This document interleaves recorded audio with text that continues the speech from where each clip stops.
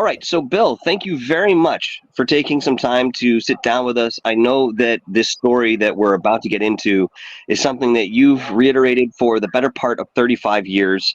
But as I've mentioned to you before, when I heard your story about the Pukwudgies in the Bridgewater Triangle, I felt a certain sincerity, a genuine article within this story and the person that you were relaying this. And it's always captured my focus in so many ways based on this intuition, and yet still today, going outside of what maybe happens in the Midwest, which we'll get into a little bit, you are the only person that I've ever heard of in the modern day that has actually seen a Pukwudgie physically with your own eyes and had this very direct encounter with it. Now, as we've talked about, this happened over in the Bridgewater Triangle.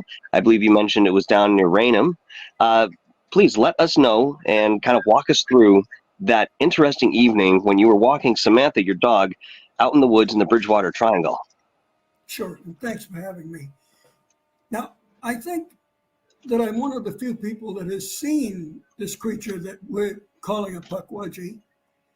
But I think the main thing is, I don't know anyone else that ever had a conversation with the creature. So that's what we'll talk about. Let's go back in time to the 1990s. Town of Raynham, everybody knows where it is. It's in the Bridgewater Triangle. It's the town next to Bridgewater. Yep. And where I lived was about a mile from the Nip, Lake Nipponicket, which is one of the hot spots. And I lived, my house abutted the High Tees, which is another hot spot, and not far from the Hockomock Swamp. All of these hot spots, but I had never heard of the Bridgewater Triangle. I'm not a paranormal guy, as I told you. I've never looked at the stars, never looked for UFOs, just never was into that. Baseball, football, so forth, you know, watching the Celtics, things like that. But, and no connection with the paranormal, and had never heard of the Bridgewater Triangle. So I had a job at that time where I worked 3:30 to midnight at the Raynham Iron Works. And I got home at midnight, and I take a walk with my dog Samantha every night. Before I did anything else, Sammy and I would faithfully take our walk. Now, we walked around our street, and we walked sometimes through the High Tees. So it was a route that was pretty much constant, but it varied slightly, but it fairly constant. Now, I have to tell you about the town of Raynham. Back in the 1990s, as I told you before, it's a small town. It was probably 5,000 or 6,000 people, a working class town, which means nobody watched Johnny Carson at 11:30 at night. They were in bed. They were hardworking people. They had to get up in the morning. So consequently, when I walked with Samantha, there were no lights on. I don't think I ever remember seeing a single light on at night. There were no cars on the street. And as I told you before, the town of Raynham did not have a midnight shift for the police officers. The last cop went home at midnight, and he called up the city of Taunton next door and said, "Hey, I'm leaving. You guys got it." So the city of Taunton would sit there and take the phone call, which hardly ever came. Back in those days, everybody got the newspaper, and the newspaper had a thing called the police blotter. Every day they'd publish all the calls that were phoned into the police departments, and there'd be nothing from midnight to 6 in the town of Raynham. So again, the town was really, really quiet after midnight. I was the only person out. I rarely saw a car passing. So Sam and I walked our route, generally the same route that we always walk. And on the way home that night, I was less than 200-300 yards from home when Sammy, an 80-pound dog, she was a mix between a Rottweiler and a Shepherd, pretty big girl. Sammy was pulling on her leash. "Sam, what's wrong?" Now, she's a calm dog, you know, she loved the walks and she enjoyed the walks, but all of a sudden she was straining at that leash and starting to whimper. Something was scaring my dog, but I have no idea what it is at this point. What's the matter, Sam? Sam, what's wrong? Sam, what's wrong? And then I heard what was bothering her. Kia, Kia, Kia, I want you. Kia, I want you. These strange noises coming from I don't know where. I walked a little further back towards my house, and suddenly in the glow of a street light, I saw this strange thing that I thought was a kid. This was the Halloween season. So I thought it was on the sidewalk at that point, and I thought, well, this is a kid. And I said, hey, are you all right? Are you okay? Do you need help? Where do you live? And it started beckoning me with this paw or hand. Kia, Kia, I want you. Choo, I want you. Now I'm still thinking it's a kid. Are you okay? Can I help you? Kia, Kia. This hand or paw still beckoning me, and it wasn't responding to me. I was talking to it, but it never said anything except, Kia, Kia, I want you. I said, are you all right? Do you need help? Can I help you? Kia, Kia, I want you. And now Sammy was absolutely frightened. But I was torn. This little creature didn't look scary. Looked kind of like a teddy bear. Now, the pictures, there's an artist in Boston, John Gieg, and he did the illustration for the Bridgewater Triangle movie, and he talked with me. He did 3 or 4 drawings. I said, John, that's not it. That's not it. That's not it. And then he came up with that final drawing. I think everybody's seen it. I said, John, that's it. That's what I saw. So you look at that picture and you see what I saw. That's not a threatening thing. No. It was, kind of a cute little thing. Mm-hmm. So I'm torn. Sammy's afraid of it. Sammy's not afraid of anything. She's a Rottweiler Shepherd. Rottweiler Shepherds, they're not babies. But she was afraid of that. So part of me is saying, I want to talk to this thing. And the other part of me is saying, I better get out of here quick. So I don't know how long it was, probably not more than 3 or 4 minutes. But Sammy's fear convinced me that I better go home. So I went home, went in and told my wife what I saw. And then I pretty much spent the whole night or most of the night just thinking about it. And I said, well, what was this thing saying, Kia, Kia, Kia, I want you, Kia, Kia? I think it was trying to speak English. I think it's a creature that obviously had intelligence, and maybe it had its own language and was trying to speak English. Kia, Kia, come here, come here. And obviously the beckoning means come here, beckoning with its paw or hand. Kia, Kia, I want you. We want you. We want you. So that led me to believe that it was a representative of a larger group, that there were more of these things. We want you. Come here. Come here.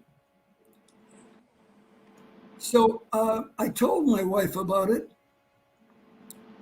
and a few other people, not a lot of people. For quite a while, I didn't say a whole lot. But I went out the next night and didn't see it again. And the next night, and so on for a few more years, and I never saw it again. And I wish I had.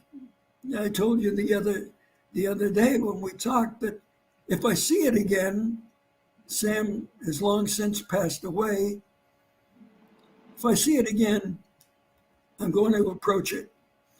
And I don't necessarily think that's going to be fatal. We talked about that before, you and I. I don't necessarily think it's going to be fatal. They say, people who talk about these Pukwudgies, that they can't come after you, that they have to draw you into their space. That doesn't make any sense to me. If something's evil, it's not going to have an imaginary line that it can't cross. If something's evil, it's going to come at me. And it didn't. Kia, he wants you. So I have regrets that I didn't speak with it, that I didn't go into its space. You know, it's interesting that you bring up, you know, the whole idea that, you know, when you approach something like this, you know, they may try to lure you in, and of course there may be some sort of fateful moment that they capture you, take you, push you off a cliff. I mean, a lot of these things have been mentioned when it comes to the legend of the Pukwudgie, but, you know, as we had discussed a little bit the other night when we were talking, you know, bringing that parallel into vampires, you know, inviting them into your home when they knock on the door to cross the threshold. The black-eyed children are the same exact way. They can't come home unless you give them permission. I think in some small way, if you were to go to that creature, you're giving the permission within the action, within the behavior, but it's so subtle, necessarily think about that when we're making a conscious decision, you know, having a lot of physical movement with decisions that we make rather than something a little bit more underlying. That being said, Bill, it could very well just be a superstition that, you know, that's the case. And, you know, maybe you were to be an emissary of some sort of connecting braid between humanity and these particular entities. Now, I wanted to ask you very quickly, because you clearly do a very good job representing or reiterating that type of voice and the wordage, the phonetics that were coming out of its mouth. Obviously, you thought this might have been a child that you were encountering at first. How did the intonation sound? Did it sound high-pitched, or was there something a little less human about it? Was there any sort of distortion, gurgle, anything like that, or was it clear as a bell? Great question. I've never been asked it that way before. I'm going to try to explain it, that it was an otherworldly sound, but it sounded somewhat like the way I imitate it. But it was stranger, even stranger than my little imitation of it. Mm-hmm. It was pretty unusual. What we know about the Pukwudgies is that it dates back to Native American folklore, like tens of thousands of years ago. And from part of their folklore was that the Pukwudgies actually helped the Native Americans, but through the years they became more so like big giant klutz, and the Native Americans kind of casted them away. They wanted nothing to do with them, and the Pukwudgies were angry about it, and they used to torture. This was part of, you know, their folklore. They used to torture the Wampanoags. Actually, the Wampanoags feared these creatures, and it was said that the creatures were made by a creator giant named Moshop, and supposedly Moshop created Cape Cod. But it was said that the natives went to Moshop, this creator giant, and said, "Can you deal with these Pukwudgies? They're torturing our tribes." And from what we know that about this is that Moshop would pick up these Pukwudgies and shake them until they lose consciousness and toss them around New England.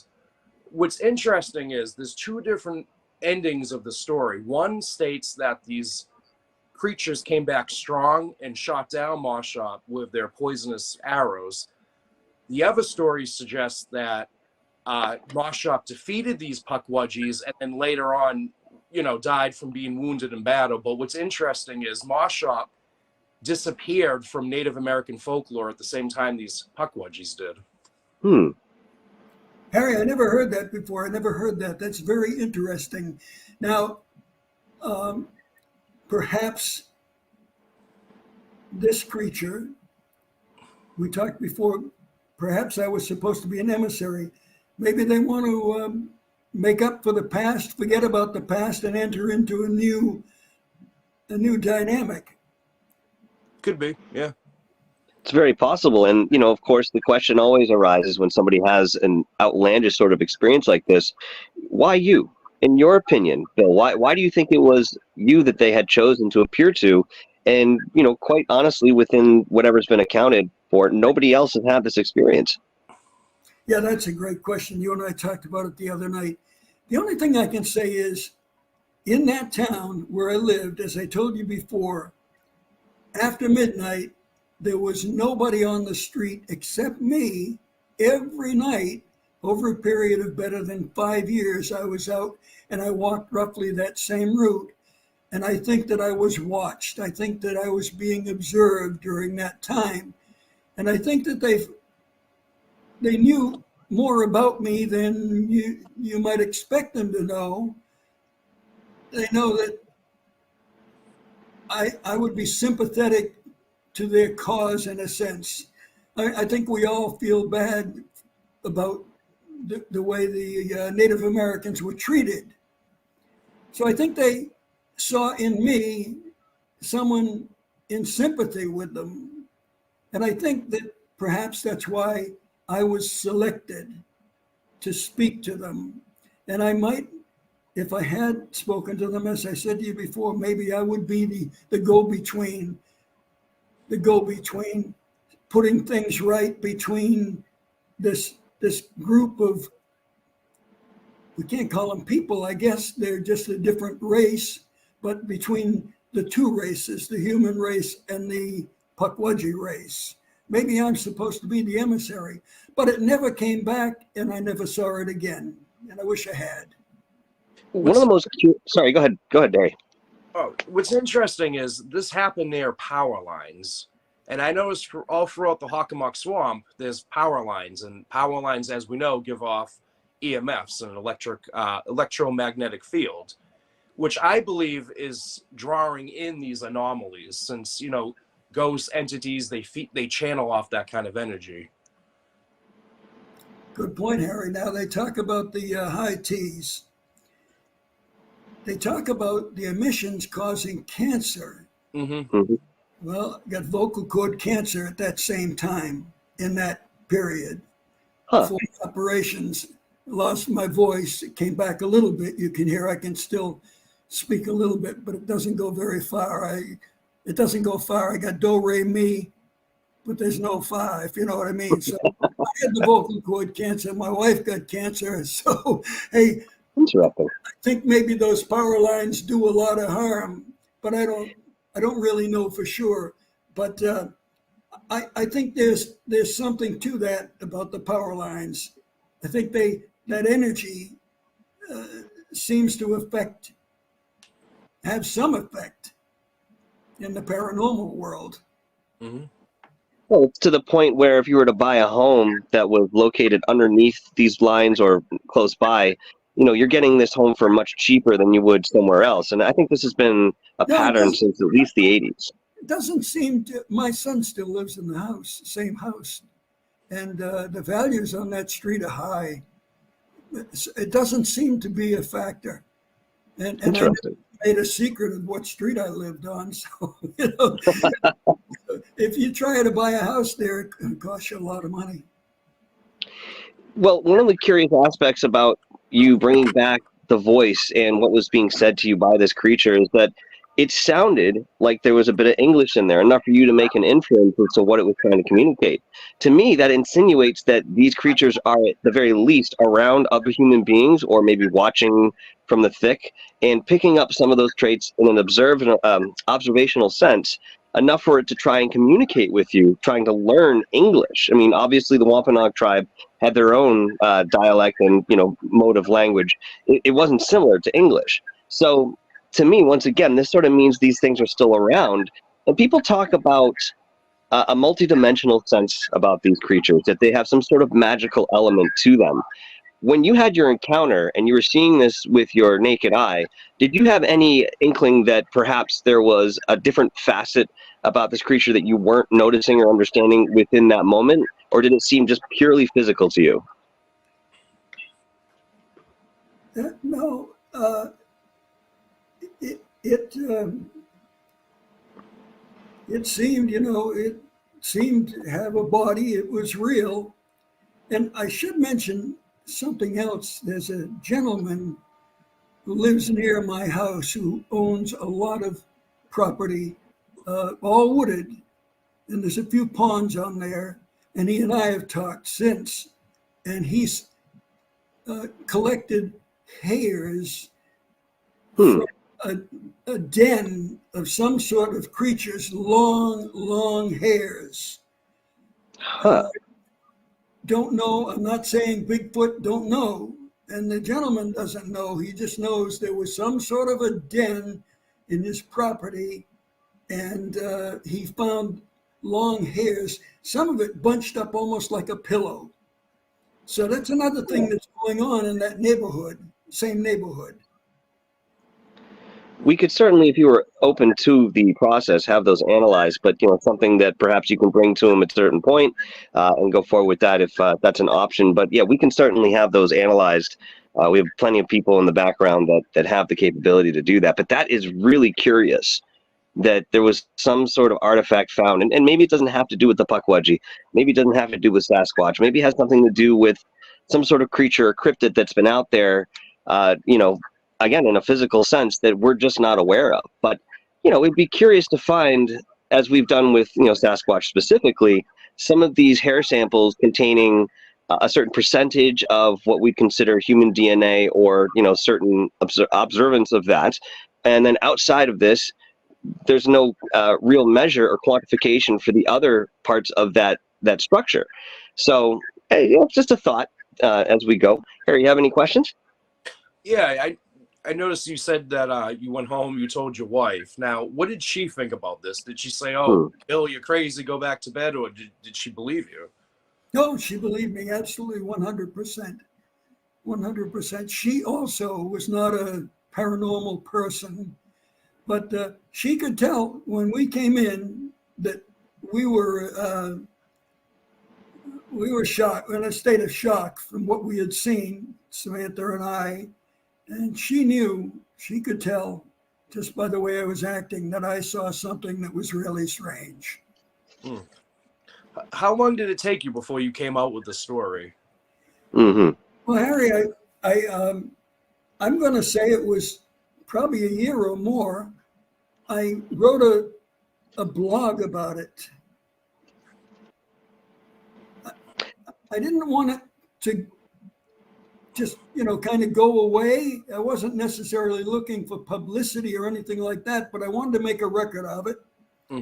So I put it in the blog, which only had a few readers, but one of them was Aaron Cadieux, and he called up and said, I want you to be in a movie I'm making about the Bridgewater Triangle. What's the Bridgewater Triangle, Aaron? I don't know what you're talking about. So I learned quickly. And that's kind of similar to what happened to me when I was 14, when I had my Thunderbird experience. I didn't even know what the Bridgewater Triangle was until many years later. I lived in Norton when that officer, Tom Downey, had the encounter. And that was the town of Norton, which isn't too far away from Renham, maybe a half-hour drive. Yep. And he was besieged with people, hundreds of people just bothering him all the time, and he just didn't want any part of it. And he finally just said, I'm not talking about it anymore. The thing picked up his police car. You guys probably heard it. You heard about it. It picked up the back end of his police car while he was on patrol. And Thomas Downey had never, like me, he wasn't a paranormal guy, never had any encounter before or after that, didn't look at the stars, didn't go out on expeditions, it was just something that happened to him. Much like this individual that you're mentioning, he seemed to be an ordinary guy, just going about his daily routines and what he was doing responsibly for a job.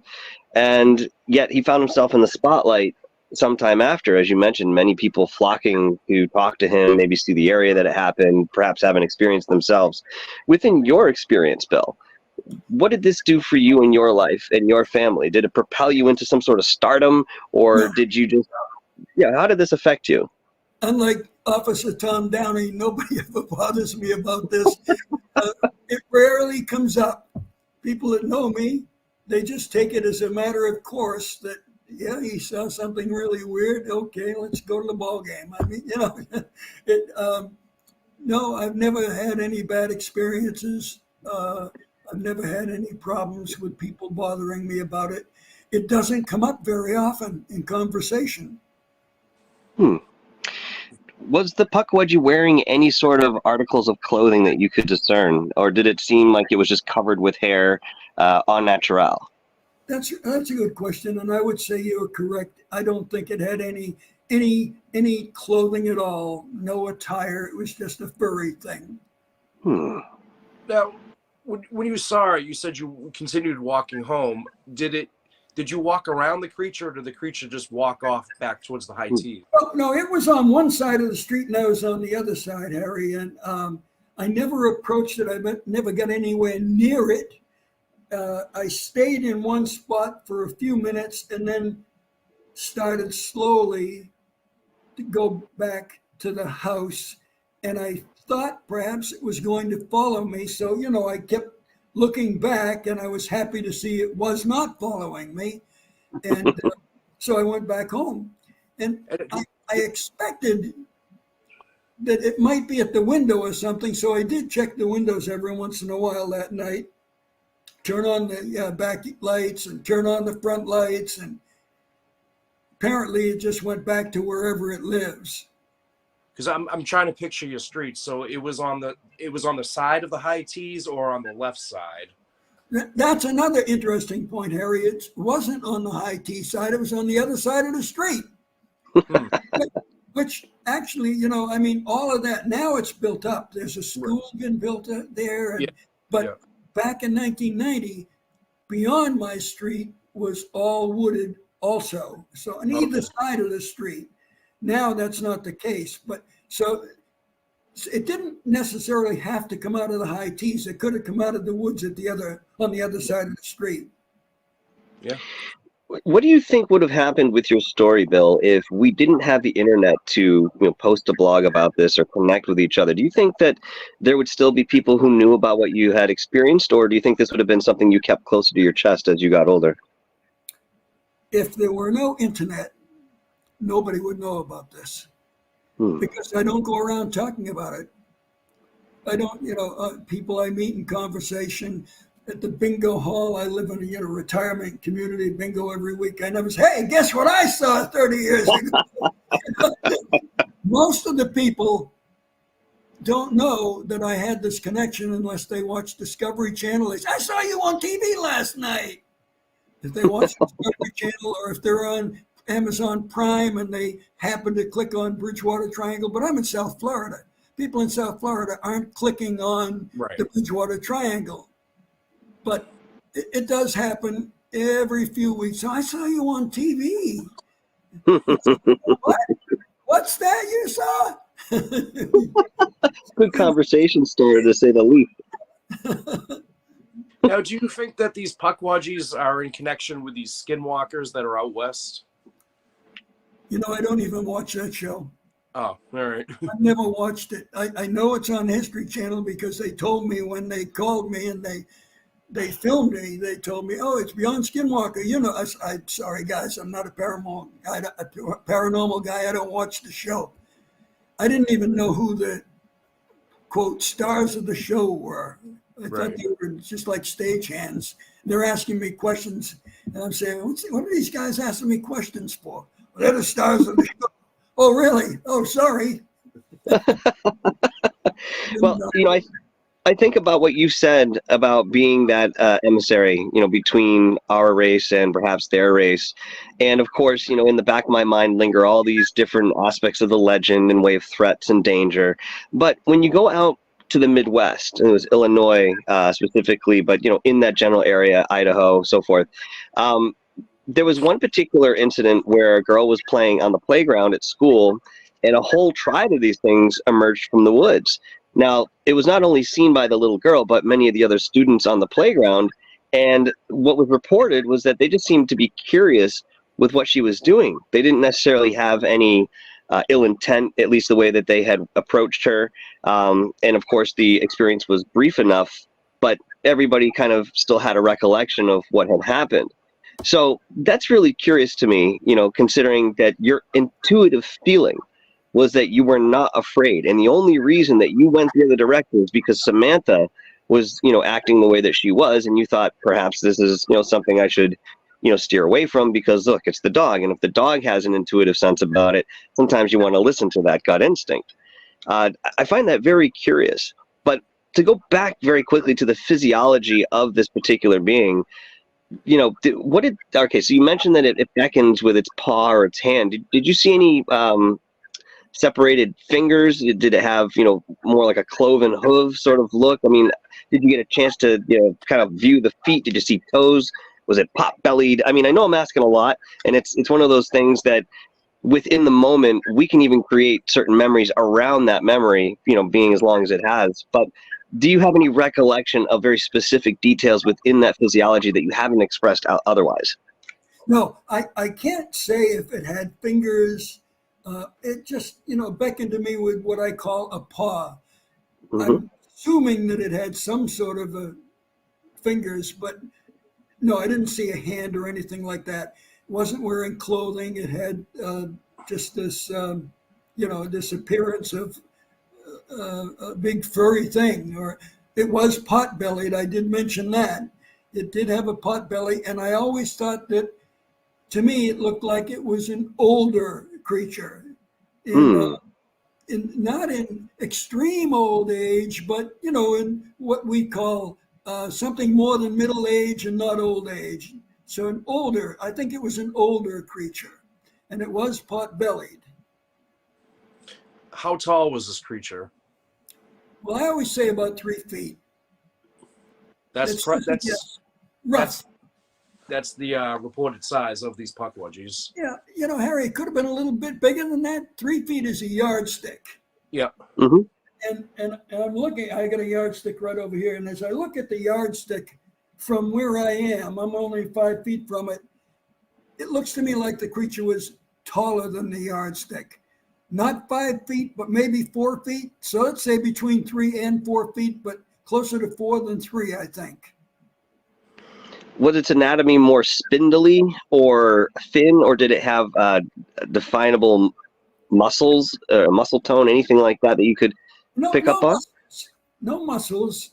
It had the pot belly. It wasn't thin. It wasn't fat, but it was, sort of average shape, but it did have the pot belly. Now, I mentioned this, or I asked you this question when we spoke, of course. I asked you if you were a religious man, and you had mentioned that at the time it wasn't a big part of your life, but today it certainly is.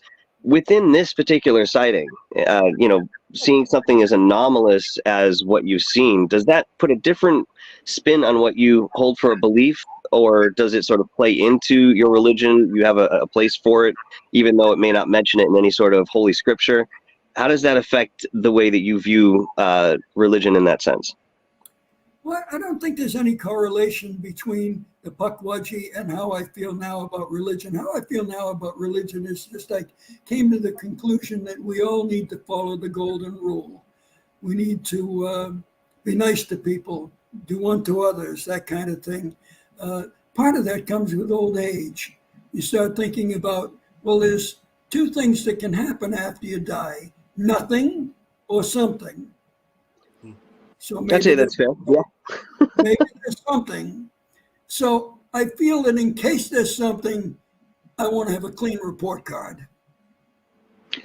Sounds about right, and very safe, of course. I had an uncle who would, being pressed to say, hey, do you believe in God? He would say, well, I'm not going to say I do, and I'm not going to say I don't, because I don't want to be wrong either way. Makes sense. Absolutely makes sense. Yeah. One of the things that, we often look at when it comes to what's happening on the eastern seaboard versus somewhere else in the country, specifically, not going too global for the moment in respect to the conversation. I look at Mothman down at, West Virginia. We saw a very specific looking Mothman back in the 60s and 70s, hunched in, head, just sort of glowing red eyes, these wings, and it would fly. And yet today we have other items or elements that we would call Mothman, but they actually look more like some sort of winged humanoid. So it may be a misnomer in respect to what we're seeing, what we knew about, and what we're understanding going forward.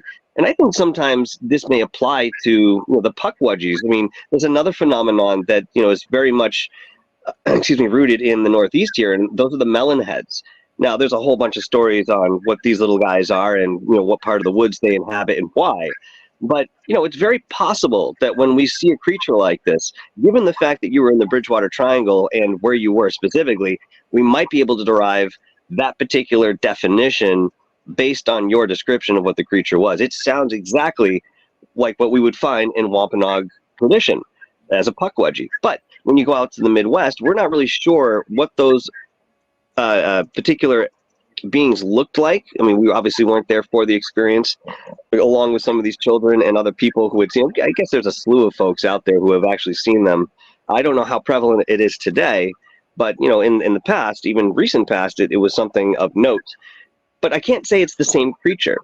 And I think it would be sometime if we were ever able to make that type of connection, wherein we would be able to study together or have some sort of research. But hey, you never know what tomorrow brings.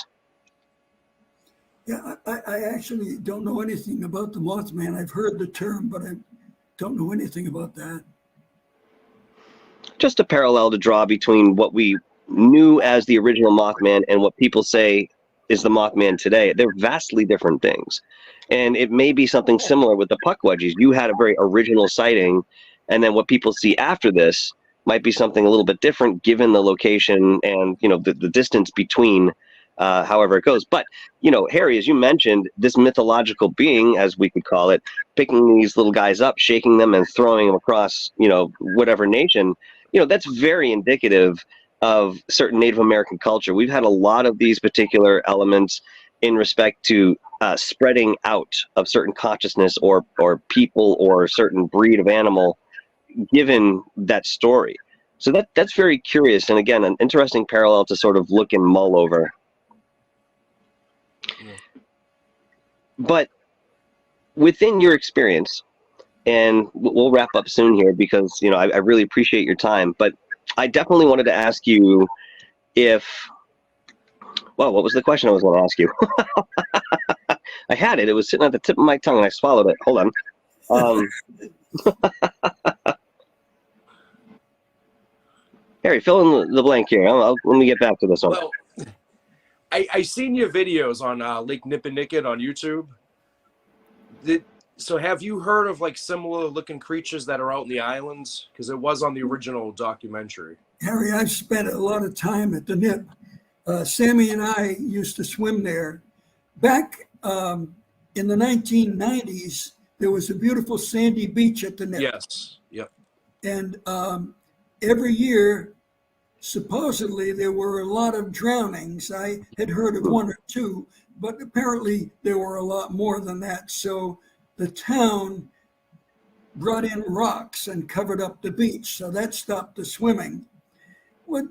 I've never seen anything strange at the Nip, but they do talk about fires at night that people see and glowing lights and things like that. And I've never seen anything strange at the Nip. Sam and I only went during the day. I may have been there at night, but I don't recall for sure. But I never saw anything strange at the Nip, but I did hear a lot of stories, Harry, about the Nip. Yeah.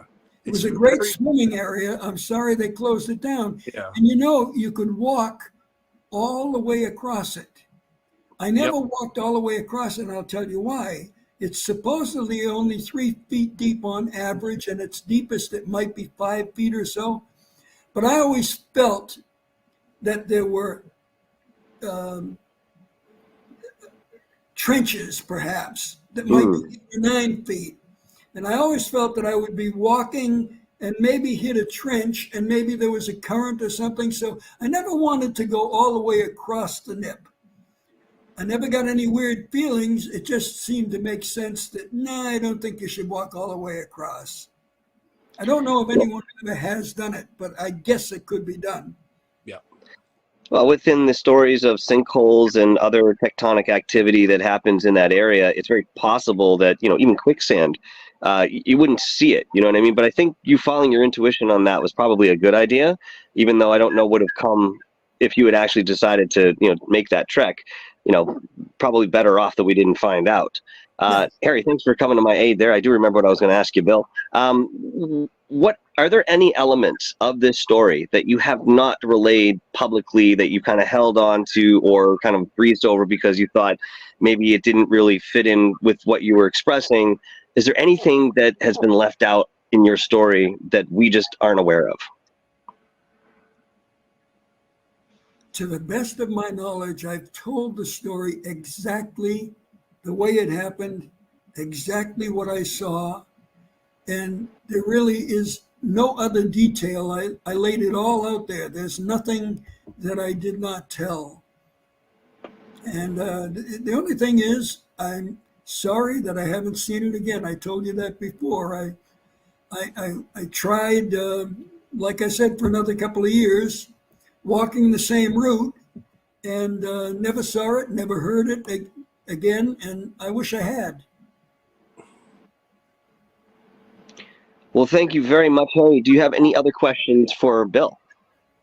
Did you ever think, like maybe a couple of years later, did you ever think that maybe that there was some other evidence to what the creature could be, or is it based in your mind that yes, it's 100% what you saw? Well, the only thing, as I told you, I was talking to the gentleman who owns all the wooded property, and he told me some things that he had seen, and he found that lair with all the hair, and I think that that's where they live. The thing that I saw probably is in that area. Generally speaking, we're talking about White Street, that area of Raynham. Okay. Yep.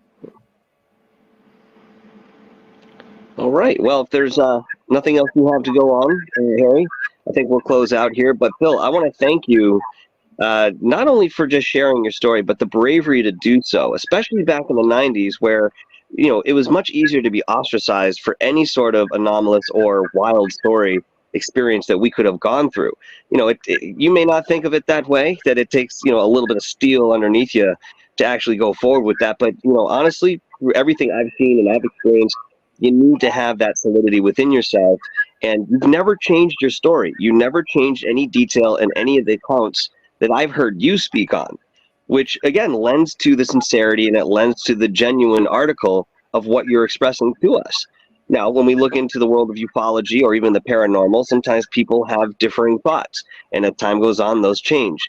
You have always stayed right in line, I think, with what you originally intended to present to us in respect to that experience. So once again, I want to thank you for taking the time and being persistent when people inquire about this and being open-minded and open-hearted in expressing that experience to everyone, including us.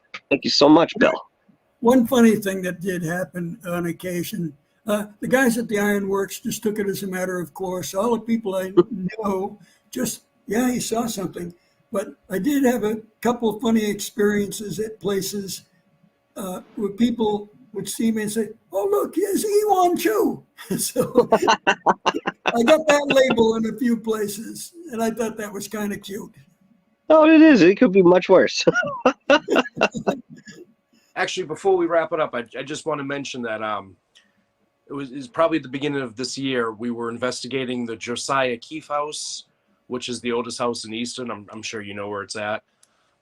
There was two guys that lived there, their roommates. One of them said that he heard in the woods at Wheaton's farm something similar to what you were describing. And he's never even seen the Bridgewater Triangle documentary until his roommate played it. He didn't see the creature, but he heard ear. That's interesting. And to know that they would reach out to another too, I mean, in that area, I wonder if there are more people out there who have had this experience and just hesitate to come forward or have some sort of reticence in whatever experience they had. It's very possible that they may not have stopped with you, Bill, that they might continue to still reach out to us. And who knows, if we're walking out on a deserted street in that vicinity of where they habitate, any one of us could, again, have that type of experience. I hope I so. relate a little bit, to what I had in respect to my brush with the Pukwudgie, which I won't reiterate here because, I've talked about it a few times, not only on the channel, but in other interviews.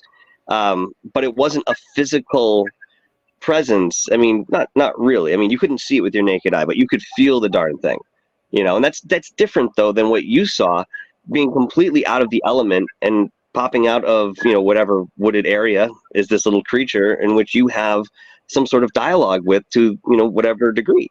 So it's very incredible. And again, one of the stories that has stuck with me for so many years. I can't tell you how honored I am to talk to you about it. Well, thanks for having me. I appreciate it. Thank you very much. You're welcome. And Harry, thank you very much for joining us tonight. Now, guys, for those of you who don't know, Harry is, in my mind, the Bridgewater Triangle historian. He's the guy you go to, okay? Because when you do, you're going to come back with a lot of answers, a lot of research, and a lot of information that you didn't prior to talking to him. So Harry's the guy. He's always out there in that area, always researching, always documenting. Please go and check out his channel, the Bridgewater Triangle Paranormal Investigators. He's also put out an awesome documentary on the Bridgewater Triangle that makes mine pale in comparison. And I'm okay with saying that because it was done so well that I have to give him that praise and recognition. But until next time, guys, stay inquisitive, stay explorative, and in the words of the late Damian Gray, question everything. Ciao.